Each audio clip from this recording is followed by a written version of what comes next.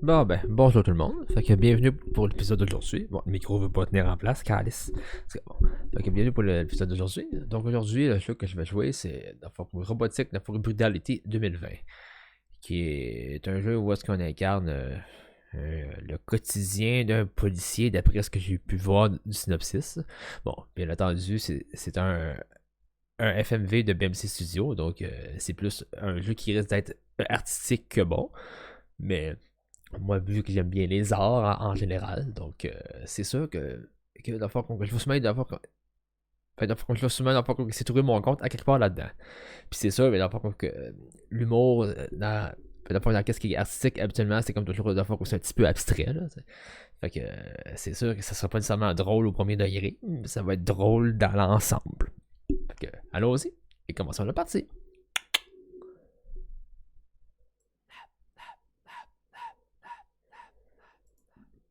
Mettre le volume.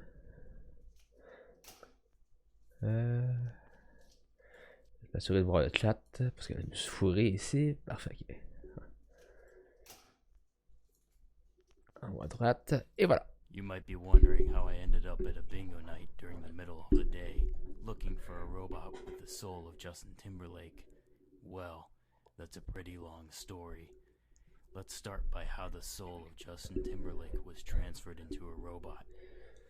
In 2028, Justin Timberlake was reported missing.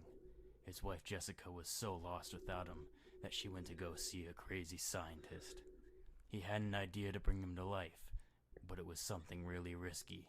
He could analyze all of his songs and transfer the soul of Justin Timberlake into a robot. His wife was hesitant, but ultimately agreed. "Are you sure this is going to work?" she asked. "Of course. Why wouldn't it work? He puts all of his soul into his songs," replied the crazy scientist. All of it made sense to Jessica. She left the scientist to do his science stuff, because she ain't about that nerd lifestyle. Once she left, the scientist started to work on a robotic body with the exact look of Justin Timberlake. Ben ouais. The resemblance was stunning, a work of art. He hooked him up on his bip and bop machine. It was called like that since it did bip and bops. He activated the engine. He was scared but hopeful. Once it was engaged, there was no going back. It was looking into the interweb to analyze the lyrics of all of his songs and extract his soul. After 5 minutes it was done. He was hopeful since nothing went wrong. He called Jessica, told her that he was ready to be turned on. She replied, "I'm a pro at turning him on." The scientists laughed at her incredible joke. After hearing him laugh, Jessica went in her car and drove to the scientist's house. Once she opened the door, she saw the lifeless robotic body of Justin Timberlake and said, "How do I turn him on if he doesn't have a, you know?" He was stunned by the fact that she was not joking earlier and thought she really had to, well, turn him on. Impressed by her stupidity, he continued like nothing happened and said, "Miss Jessica, are you sure you want me to activate your husband? Once he is on, he cannot be turned off." She nodded. The scientist then proceeded to switch him on. Justin Timberlake seemed lost. He looked around and seemed confused. Jessica said, "Babe, do you recognize me? I'm your wife, Jessica." Justin Timberlake then said, "Why am I a robot?" Jessica replied, "You went missing, and I missed you too much." Justin Timberlake went on saying, "So, I'm just a clone?" The scientist was offended and said, "You are far from a clone. You are a robot with the latest technology available." Justin Timberlake, worried and curious, said, "How much did all of this cost?" His wife told him in a calm voice, "Everything we had, but at least we have each other." Justin Timberlake couldn't believe it. He was a useless robot that could barely move, and he lost everything. The scientist was quick to tell him his special feature. "Justin, you ain't any robot. You have a program inside of you that makes you one of the best ping pong player in the world. Justin was baffled. He said, "Why would you even include this? It's the most pointless feature I could have."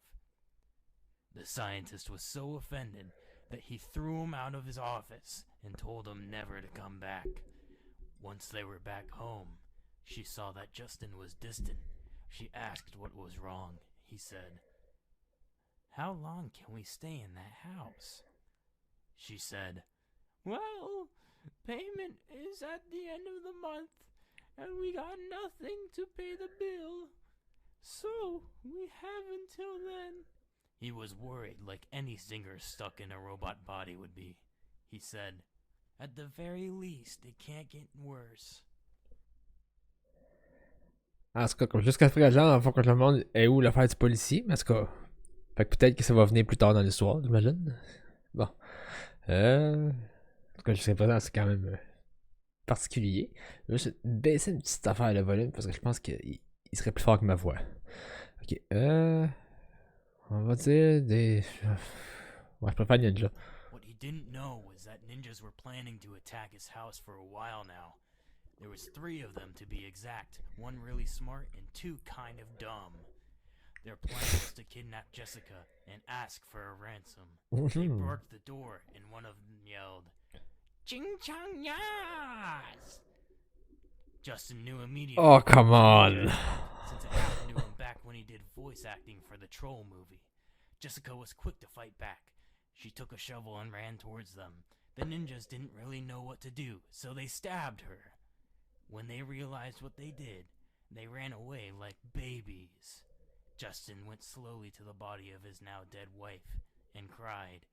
He was not only in a robot body with no money, he also lost the only person that cared about him. Oh. When the time was due, he left his house all alone. With no fame left, it was hard for him to find a job. He lived on the streets for a few days. And this is actually when I come into the story. I asked him who he was. He got near the car and told me his whole story. I felt bad for the guy, so I told him to get in the car.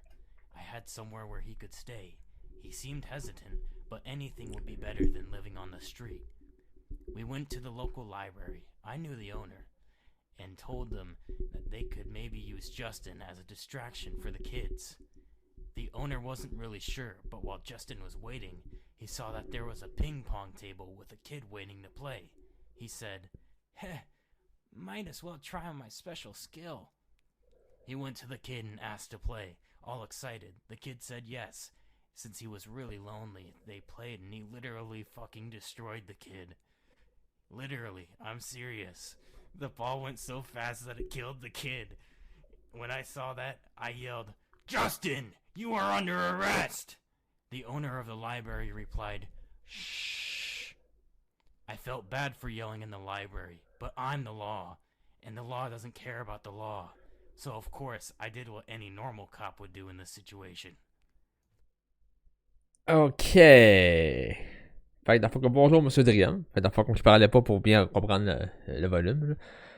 Mais effectivement, ma voix a l'air beaucoup plus forte sur la ligne que je vois là. Mais sinon, tu peux monter le volume. Je suis pas mal sûr que tu vas bien entendre. Parce que quand la fois que j'écoute mes vidéos, habituellement, au volume que. La fois à la barre où est-ce que je suis sur mon chose, on entend bien. Ok. Fait que là, c'est le policier qui vient de. Mais la fois pour aller arrêter avec Justin Timberlake. Mais la fois le robot de Justin Timberlake. Qu'est-ce que je fais? Est-ce que dans le fond comme que je m'excuse ou bien je le punch? On va le puncher, question d'être un vrai sauvage. I punched a librarian in the face. He couldn't do anything since I'm the law, and the law doesn't care about your feelings. While I was doing that, Justin ran away. For some reason, a limousine was passing by, and he got into it. I tried to run after him, but I couldn't catch up. I got called by my agent, a really powerful woman. She told me that some criminal was at an elderly bingo party, causing chaos. I ran to my car and got to this bingo party. In my mind, I was sure it was connected to Justin Timberlake. How could it not be? So once I got there, I heard an old man say, A5. Another happy old man said, Bingo! Even if it was a happy moment, I didn't have the choice to interrupt him and ruin his bingo celebration. I yelled, Everyone, get on the floor! I'm looking for a robot with the soul of Justin Timberlake! But you already know that. You are probably wondering what's happening next. Well, I'm gonna tell you right now. Every old person got on the ground. A weird shirtless guy stayed up. I was surprised. I asked, Who are you? The shirtless dude grunted and started to run towards me. I didn't know what to do. Ouais, mais comment... La fois qu'on s'appelle du backup au cas où, la fois qu'on regarde la menaçant. While the shirtless dude was running, I saw Bob, the best cop in the whole world, take a shovel out of his back pocket and hit him in the head. I was really thankful Bob helped me. Bob just looked at me far away and nodded. I knew he was busy, so I didn't bother him. But still, that Bob, you can always count on him. That's why I decided to go back to the library. That's when I saw Justin Timberlake chat with the librarian. I said, Why are you here? Justin Timberlake looked back at me with the sensual eyes and said, Babe, I wouldn't go away. I was surprised and said, Aren't you married? He said, Being a robot made me realize I'm gay. Even if my heart was confused, I was still worried about the dead kid. Come on. So I said, What about the dead kid? The robot replied, Took care of him. I transferred his soul into a toaster. We all laughed, but one thing was for sure. I ain't gay, so I refused Justin in advance. He ended up dating the toaster. Don't think too much about it. The end. C'est parce que le toaster, c'était son gars. Bon, mais c'était ça le jeu. Mon Dieu.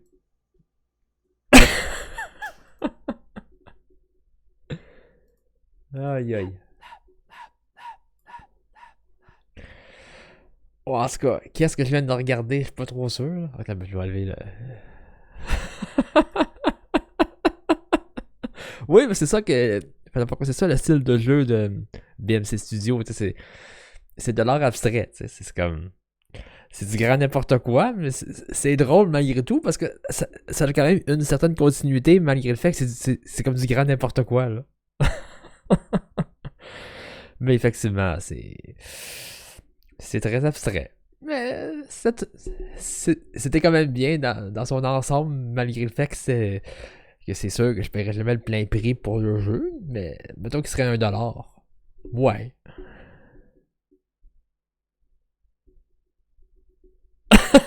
Ah, c'est sûr. Dans le fond que t'es comme traumatisé à vie. Là. Je te comprends, monsieur Drium. Je te comprends. Ben, c'est ce genre de traumatisme-là qui fait en sorte que tu as le goût de voir autre chose. Donc, c'est une réussite. Puis dans le fond, je suis pas mal sûr, je n'étais pas convaincu avec ça, mais c'est comme... fait que plus, dans le fond, c'est quand on écoute d'avoir des jeux de BMC Studio, puis comme plus que tu as le goût d'en revoir. Pas nécessairement parce que c'est bon, mais parce que c'est particulier. Puis c'est comme un style qui est comme super, dans le fond, que c'est attachant.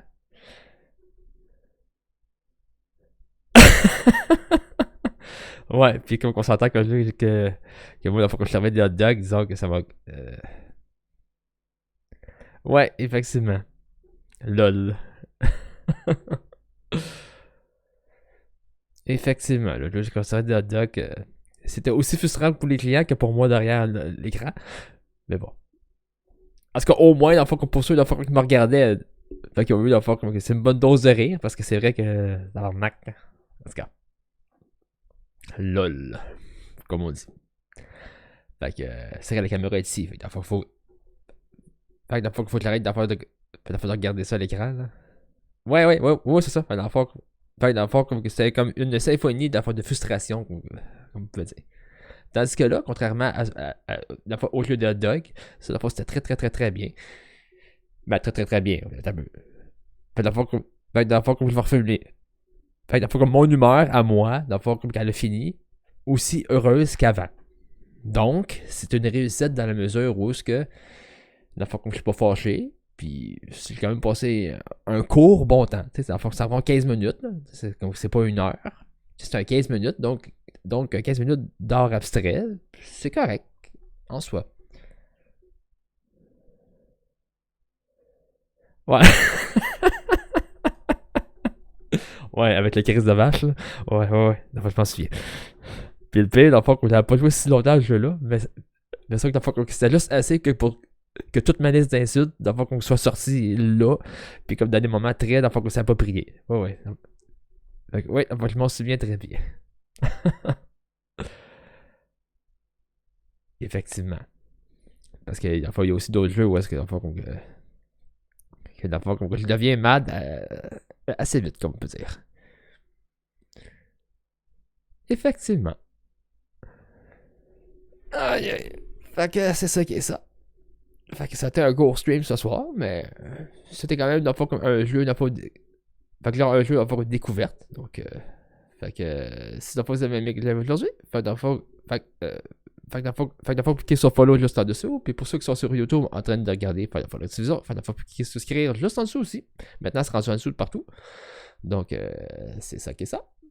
Fait que moi, je reviens mardi avec le jeu Tales in the Taxi, qui est un jeu où est-ce que c'est qu'on suit des récits qu'on est dans un taxi. Fait que ça, dans le fond, que j'imagine que c'est un genre de Taxi 22, mais version japonais. Fait que j'ai bien hâte de voir ça. Fait que c'est ça qui est ça. Ouais, là, faut que... Elle est bonne. Lol. Ok. Fait que ben, c'est ça. Fait qu'on se revoit mardi pour mon stream. Puis toi, comme monsieur Adrien, la fois qu'on se revoit sûrement demain ou après-demain, la fois qu'on sur le tien. Donc, passez une belle soirée.